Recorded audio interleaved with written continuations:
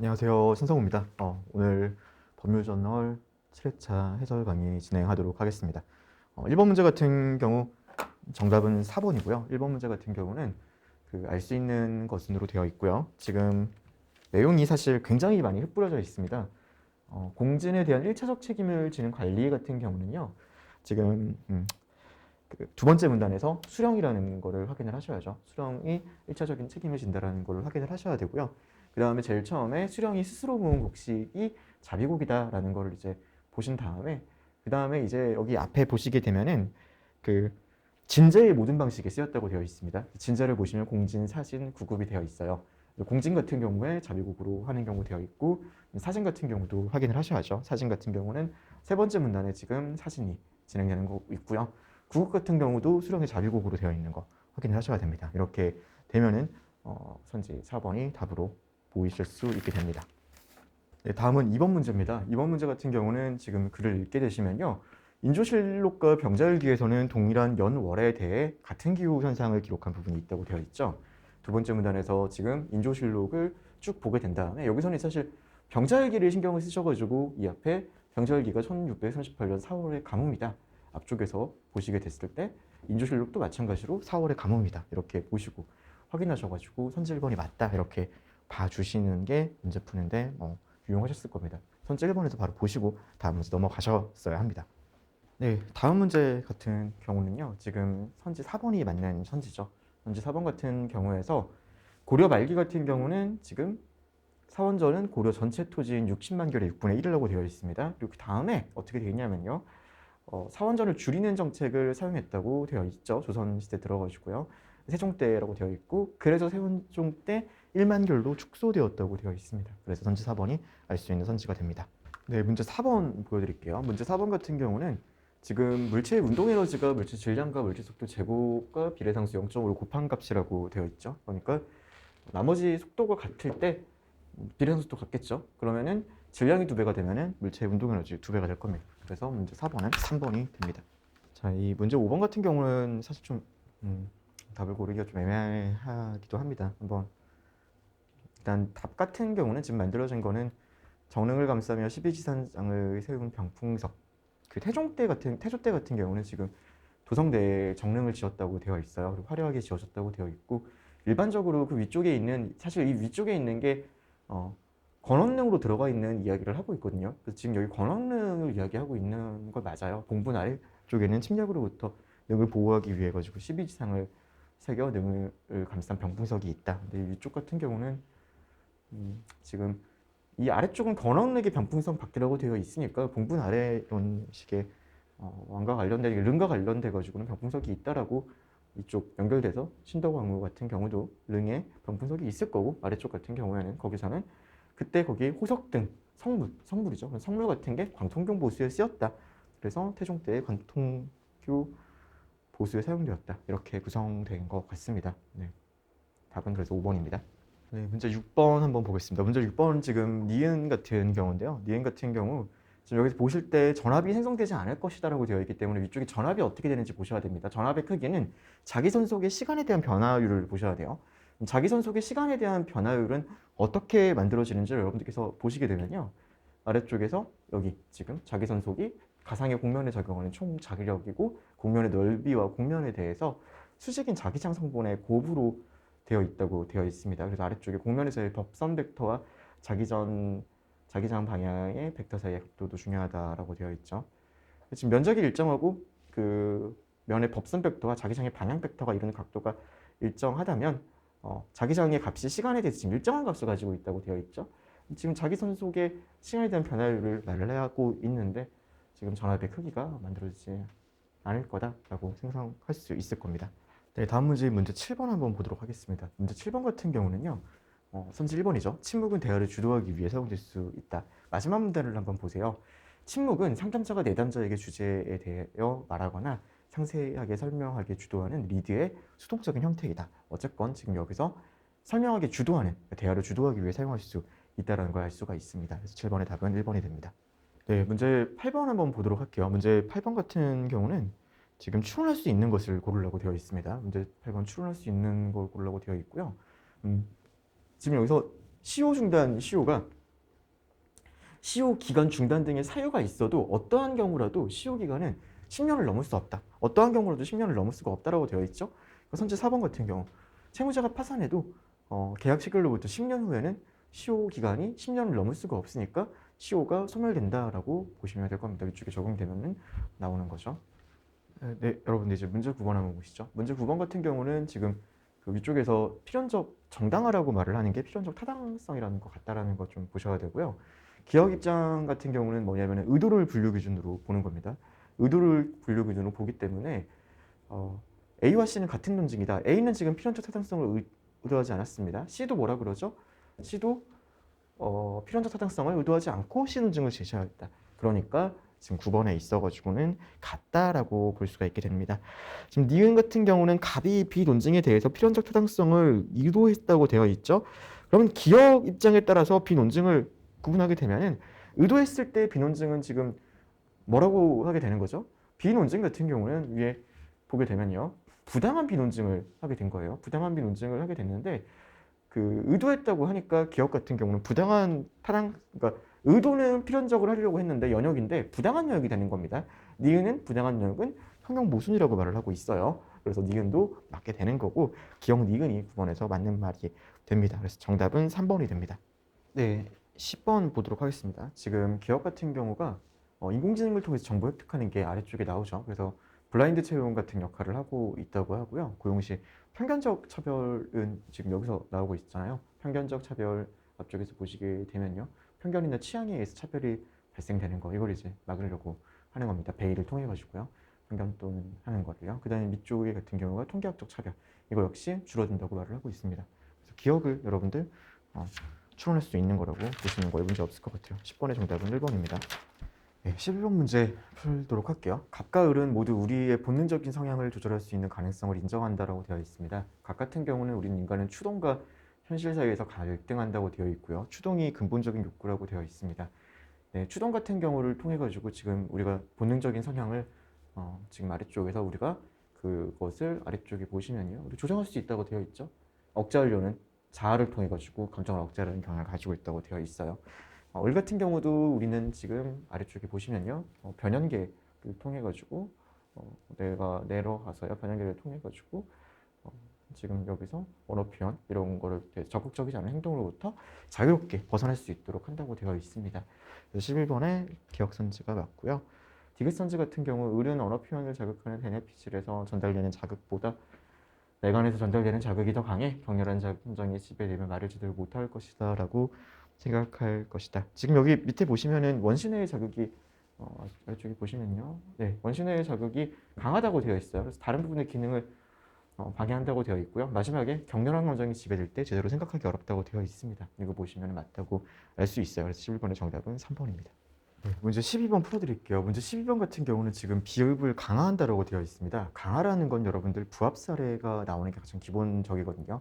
비읍 같은 경우를 보시게 되면요, 비읍은 의미 확정 조건이 존재하지 않아도 어떤 조건 하에서 의미 기속 문장이 발화될 수 있는지를 알려주는 주장 가능성 조건은 존재할 수 있다.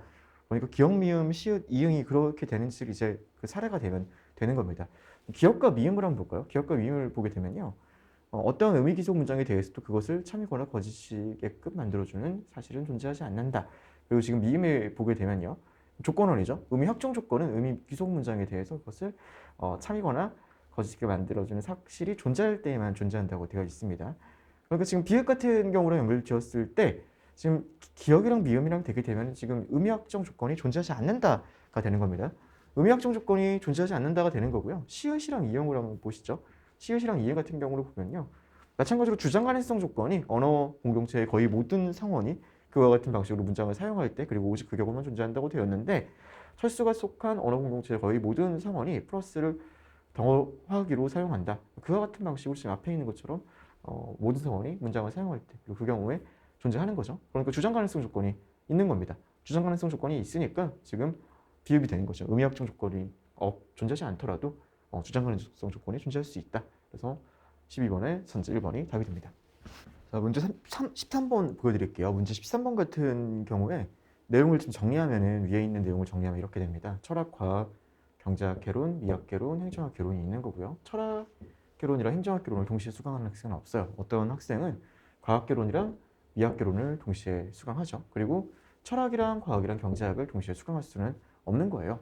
그리고 이제 행정학개론은 과학개론과 경제학개론을 모두 수강한 학생만 수강할 수 있는 겁니다. 이렇게 좀 만들어지는 거예요. 자, 그리고 그 다음에 가가참이라면은 철학개론을 듣는 사람이 있어야 되는 거예요. 여기서 문제 푸는 방식이 지금 해설할 수 있는 방식이 있고요. 그럼 여기 있는 거를 대입해서 풀 수 있는 방식이 있어요. 정답 선지가 3번인데 이런 식으로 푸는 겁니다. 3번 같은 경우에 과학과 경제학개론을 동시에 수강하는 학생은 없다. 그러면 지금 여기 있는 특징이 A밖에 없죠. 과학이랑 경제학개론 동시에 수강하지 못하니까요. A 같은 경우에 경제학을 못 듣습니다. 그럼 여기에 따라 가지고 뒤쪽에 있어서 지금 행정학을 과학을 안 듣거나 경제학을 지금 안 듣게 되죠. 경제학을 안 듣게 되니까 행정학을 못 듣는 거예요. 그럼 어떻게 되죠? 철학을 들어야 되는 겁니다. 그러니까 가가 지금 선지 3번과 같은 내용이 되면은 철학개론을 수강하는 학생이 지금 이렇게 생기는 겁니다. 같은 방식으로 나에 있는 자리를 풀어보게 되면요. 해설을 한번 보시죠. 해설을 보시게 되면은 지금 위에 있는 조건을 가지고 경우의 수를 만들었죠. 세 가지 경우의 수가 있는 거예요. 그래서 이 나 같은 경우가 지금 BCD가 D를 수강하면 지금 그렇죠. 미학개론권 경제학개론을 수강하는 경우에만 수강할 수 있다. 이렇게 돼버리게 되면요. 이렇게 되는 거죠. 그래서 A 지금 철학개론을 수강하셔야 하는 학생이 생기는 겁니다. 이쪽 풀어보시고요. 제가 지금 보여드리는 거 똑같이 대입해도 되거든요. 한번 볼까요? A 같은 경우도 미학개론은 경제학개론을 수강하는 경우에만 수강할 수 있다라고 되어 있습니다. 그러면 경제학개론을 수강하는 경우에만 미학개론을 수강할 수 있게 되면요. 지금 여기서 네. 경제학개론을 수강한 학생만 그렇죠? 미학개론은 경제학개론을 수강하는 거죠.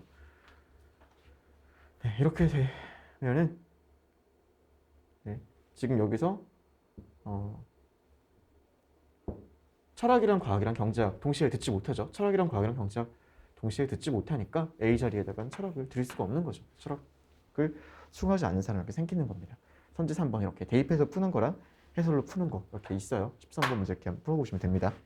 네, 문제 14번 풀도록 하겠습니다. 문제 14번 같은 경우는 지금 기류법으로 풀면 됩니다. 지금 해설도 이렇게 써 있고요. 2번이 답인데요. B의 진술이 참이면서 E의 진술이 F라고 했을 때 충돌이 발생하는 걸 보이면 됩니다. B의 진술을 일단 참이라고 놓고요. E의 진술을 F라고 놓는 거죠. E의 진술이 거짓이 되려면요. 정거는 긍정이 돼야 되니까 B가 첫 번째 경기에서 탈락하지 않아야 합니다. B가 첫 번째 경기에서 탈락하지 않아야 하고요. 그 다음에 D는 세 번째 경기에 진출하지 않아야 되는 거죠. 자, 그런데 이제 그 첫 번째 경기에서 첫 번째 경기에서 D가 탈락하지 않았다면 말을 하려고 하면요. D가 그러면 세 번째 그러니까 B의 진술과 A가 그럼 지금 거짓이 되는 거죠. A 같은 경우도요. 그러니까 이게 충돌이 발생하는 거예요, 여러분들. 선지 2번을 거짓이라고 놨을 때 충돌이 발생하기 때문에 반드시 선지 2번은 참이 되는 겁니다. 정답은 2번이 됩니다. 자, 문제 15번 같은 경우는요. 지금 디귿이 아마 15번 같은 경우가 적절한 선지죠. 그래서 갑과 병은 을보다 사이보그의 동일성을 더 넓게 인정한다고 하고 있는데요. 보실 때 지금 을 같은 경우가 어떻게 말을 하고 있냐면요. 을 같은 경우가 지금 사이보그 같은 경우가 자아 정체성을 상실한다고 되어 있고 자아 정체성과 그쪽의 개별성도 상실하게 되면 동일성이 사라진다고 하고 있습니다. 지금 을 같은 경우는 동일성이 없다라고 보고 있는 거예요. 병은 지금 어떻게 보고 있냐면은 병 같은 경우는 전자존재를 가진 인간은 동일성을 가진다고 되어 있죠. 그리고 이쪽에 블라블라 되면서 동일성을 유지하고 사이보그는 동일성을 유지할 수 있다라고 말을 하고 있는 겁니다. 각 같은 경우도 어떤 점을 볼까요? 사이보그도 마찬가지다. 동일성을 유지된다. 을은 안 된다고 하는데 동일성을 인정하고 있으니까 각과 병의 일보다 사이보그의 동일성을 더 넓게 인정한다고 볼 수 있을 겁니다. 네, 16번 봐드리겠습니다. 16번 같은 경우에 병의 입장은 각과 을의 입장을 반박한다. 병의 입장 같은 경우 지금 각과 을의 입장 반박한다고 되어 있는데요. 병은 물질적인 사건, 오직 물질적인 사건에 의해서만 야기된다고 되어 있죠.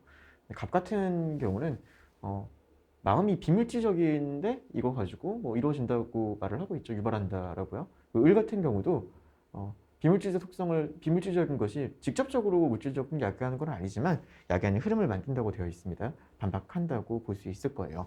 16번 같은 경우에 지금 니은 같은 경우 갑과 병은 모두 몸과 마음이 서로 시공간적으로 일치하지 않는다고 본다. 병 같은 경우 볼까요? 마음에 있는 게 어디 나와 있는지요? 마음은 곧 신체 중 일부와 같다. 그렇지만 동일하지 않고 시공간적으로 일치하지 않는다고 말을 하고 있습니다. 갑 같은 경우는 어떤지 한번 볼게요. 갑 같은 경우 지금 보게 되면요. 마음과 몸에 대해 가지고 뭔가 모함 상에서 마음은 비물질적이기 때문에 공간적, 시간적 위치를 차지하고 있지 않다라고 되어 있죠. 그러니까 서로 각각 영 모두 몸과 마음이 시공간적으로 일치하지 않는다고 본다라고 할 수 있겠네요. 자, 17번 문제 평가 문제죠. 기억을 보겠습니다. 기억 논증을 약화한다고 되어 있는데요. 17번의 기억 같은 경우는 전제 4 같은 경우에 모든 사원적 참은 필연적 참입니다. 그걸 지금 여기서 발례를 들고 있는 거죠. 그러니까 기억은 약화가 될 겁니다. 니은 같은 경우는 논증을 강화해야 돼요. 니은은 논증을 강화해야 되는데요. 니은 같은 경우에서는 지금 한정기술구 이야기하면서 이게 지시체를 결정한다라고 말을 하고 의미를 제공한다고 되어 있습니다. 그럼 지금 모든 선언적 지금 여기 죄송합니다. C가 B에 의미를 제공하면 진술 B는 C는 선언적으로 참이다. 지금 여기 지금 말을 하고 있는 거죠. 그래서 같은 부합하는 내용이니까 강화한다라고 볼 수 있는 겁니다. 그래서 17번의 답은 기억 니은이라서 3번이 됩니다. 네, 문제 18번 해드릴게요. 문제 18번 같은 경우는 지금 약화입니다. 초음속 이동이 아닌 거를 찾으시면 되는 거죠. 지금 여기서 마수가 커지게 되면은 여기 지금 이쪽에 특정 분야에서 마수가 커지게 되면 일보수가 크게 되면 초음속 유도라고 볼 수 있겠죠. 지금 t가 커지게 되면요, a 값이 커지게 됩니다. a 값이 커지면은 마수가 작게 되겠죠.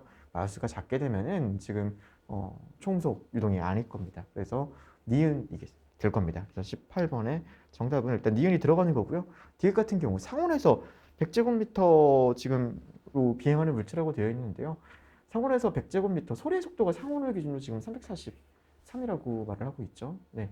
그렇기 때문에 이렇게 되고 있게 되는 경우는 마우스가 1보다 작게 됩니다. 마우스가 1보다 작게 되고 초음속 이동이 아니게 되겠죠.